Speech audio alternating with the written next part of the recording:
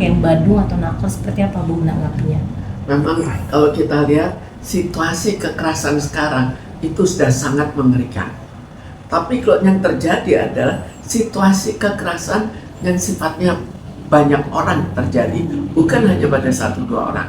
Situasi emosi di jalan bisa kita lihat sebagai contoh bahwa itu adalah masalah massal, gejala massal, bukan hanya satu dua orang yang akhirnya emosional. Jadi di sini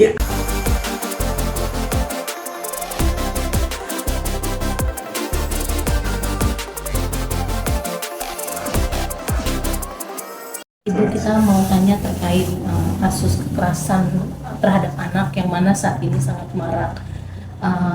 Sebenarnya pelakunya sendiri ini lebih ke orang terdekat gitu Bu.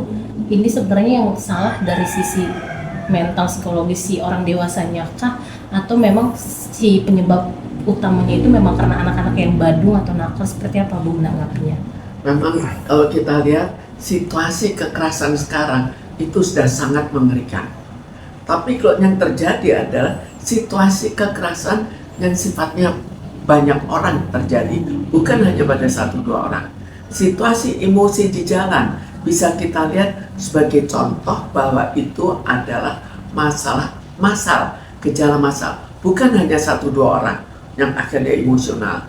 Jadi di sini ada faktor dasar di mana hampir setiap orang merasakan hal yang sifatnya membuat emosi.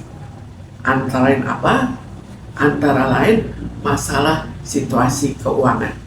Jadi kalau kita terancam tidak punya makan atau apa, walaupun atau bukan tidak punya makan, tapi makanannya mutunya lebih rendah dan kita sudah terbiasa untuk mutu lebih tinggi dan tidak ada alasan yang sifatnya alasan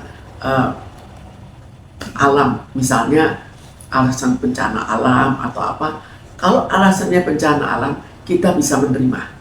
Tapi begitu alasannya kita duga alasan manusia, di situ kita tidak bisa menerima.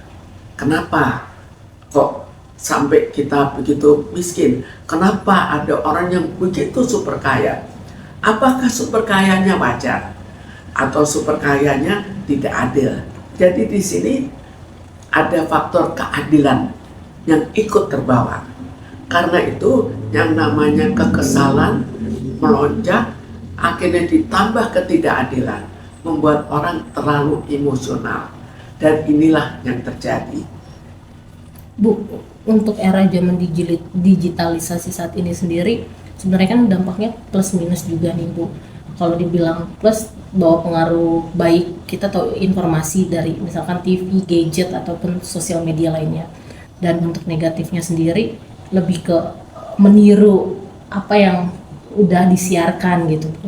Sebaiknya seharusnya pemerintah atau lebih tepatnya kena sasaran ke orang dewasanya ini harus seperti apa sih Bu gitu, biar dia tidak sampai mencelakai anak di bawah umur. Sekarang kita perlu melakukan apa yang bisa kita lakukan.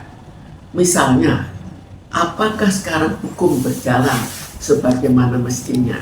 Jadi kalau itu satu poin ditambahkan, maka itu berkurang. Kalau ekonomi diperbaiki, maka itu berkurang. Kalau misal korupsi diatasi, maka ini berkurang. Kalau misal kejahatan-kejahatan dalam bidang ekonomi yang akhirnya membuat mencari uang melalui industri hukum, di mana kita seenaknya menjadi mafia tanah, kita ambil tanah orang, kita di perusahaan kita ambil saham sesama pemegang saham, itu kan membuat situasi jauh lebih berat. Dan inilah yang sekarang terjadi. Jadi tinggal yang mana kita bisa selesaikan dari semua segi, dan itu penyesuaian yang sebetulnya adil. Jadi bukan suatu yang berlebih. Misalnya kita minta pengadilan memperbaiki, kepolisian memperbaiki, kejaksaan memperbaiki. Kan semuanya memang kewajiban mereka yang tidak dijalankan sebagaimana mestinya. Jadi kembali lagi hukum dijalankan.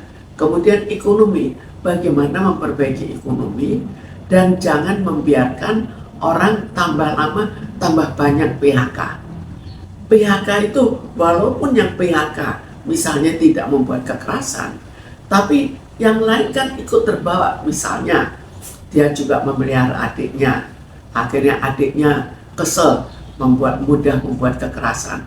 Jadi ini suatu yang sangat kompleks, tapi harus betul-betul dimulai dan harus betul-betul diseriuskan, jangan dibiarkan. Bu, tapi dalam 3 kasus ini kan ketiga-tiganya bisa disebut masalah sepele, yang tebas kepala ibu karena nggak mau membersihkan rumah, terus yang menghilangkan stiker juga gitu, terus yang terakhir ini karena piutang gitu. Apa sih Bu sampai mereka bisa? Kita bayangkan, apakah mereka, halusinasi itu artinya sakit jiwa. Apakah mereka sakit jiwa? Mungkin ada di antaranya sakit jiwa, tapi kebanyakan bukan sakit jiwa. Tapi emosinya begitu meledak, begitu membara, dan akhirnya hal kecil bisa menyebabkan mereka kesal, dan mereka juga tidak berpikir panjang, karena bagi mereka juga sudah hidupnya sudah susah kok. Kalau orang hidup susah, dia otomatis lebih nekat. Bagi dia dipenjarakan ya beda dipenjarakan dan tidak beda sedikit.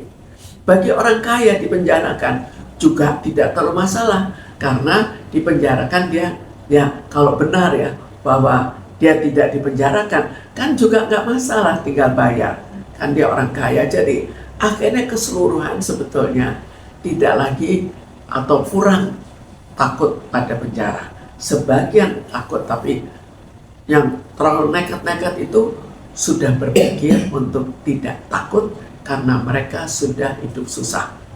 Bu, tapi kalau untuk kayak saya sempat lihat di sosmed juga ada rumah sakit atau kayak semacam tempat seminar ataupun tempat terapi yang mana di situ isinya orang-orang yang melakukan kayak meditasi, terus dia sambil nangis sesegukan, dan sebagai pembimbingnya itu memang ahli psikiater juga gitu Bu. Sebenarnya penerapan apa yang mereka lakuin saat itu untuk ikut terapi seperti itu bisa mengobati juga nggak sih Bu? Jadi pengobatan jiwa jelas macam-macam, dan tidak semua orang cocok dengan hal tertentu. Ada yang cocok dengan A, ada yang cocok dengan B, ada yang cocok dengan yang lain. Ada, tapi kalau misalnya kita bibit utamanya, penyebab utamanya kita atasi, jelas itu akan lebih baik. Jadi kalau kita lihat juga di negara di mana akhirnya makanan terjamin, walaupun misalnya terjamin karena laut, karena banyaknya ikan, tetap aja di situ kriminalitas itu berkurang. Di kita bukan hanya kurang terjamin, tapi ada rasa iri hati. Siapa tidak iri melihat oh dia di PHK, padahal di luar ada, kita lihat dana sampai sekian triliun, lalu orangnya dengan mudah lari ke luar negeri. Bagaimana? Atau kalaupun tidak lari ke luar negeri, di sini juga tidak dihukum, ditunda-tunda. Apakah tidak membuat sakit hati? Lalu kita lihat lagi, oh ada orang sampai dipersoalkan membunuh tapi dia bisa bebas. Apa orang nggak kesal melihat situasi seperti itu? Jadi semua ini terbawa. Kalau terbawa apa akibatnya?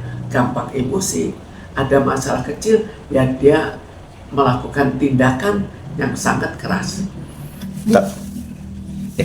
Tapi kan ini kan pengaruhnya ke anak-anak ya Bu. Apakah emang secara mungkin cari gampang atau gimana Ibu? Maksudnya dengan kasus yang ketiga itu sasarannya kan karena masalah utang, karena gua nggak bisa nagih sama yang tua, gua anaknya aja gitu Bu.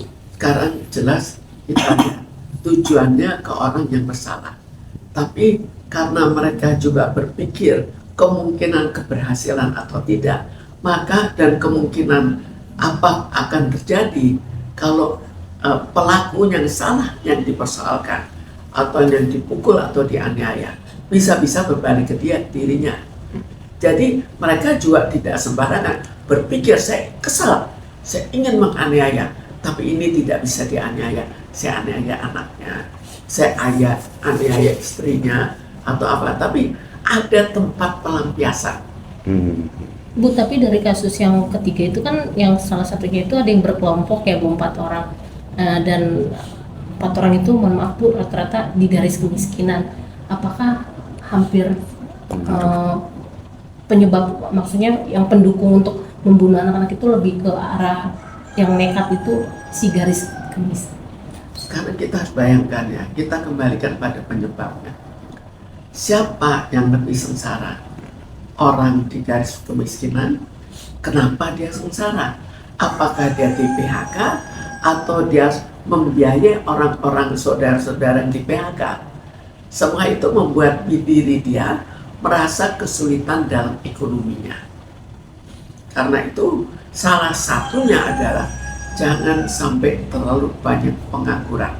Pengangguran berakibat pada kita mudah mengajak. Ada yang nganggur, yo ini ada apa? Diajak rame-rame dan mereka juga jiwanya, sebetulnya jiwanya kesal. Diajak ya mau saja. Tapi memang pelaku kekerasan terhadap anak itu kebanyakan kenapa malah yang keluarga menengah ke bawah gitu. Bagaimana? Ekonomi sulit yang pelaku kekerasan terhadap anak rata-rata. Sekarang kita lihat apakah sekarang yang paling sulit belakangan kan PHK. Kan dia lihat apakah betul bersamaan dengan banyaknya PHK maka orang-orang kecil yang lebih melakukan kekerasan. Oke, Bu. Nah,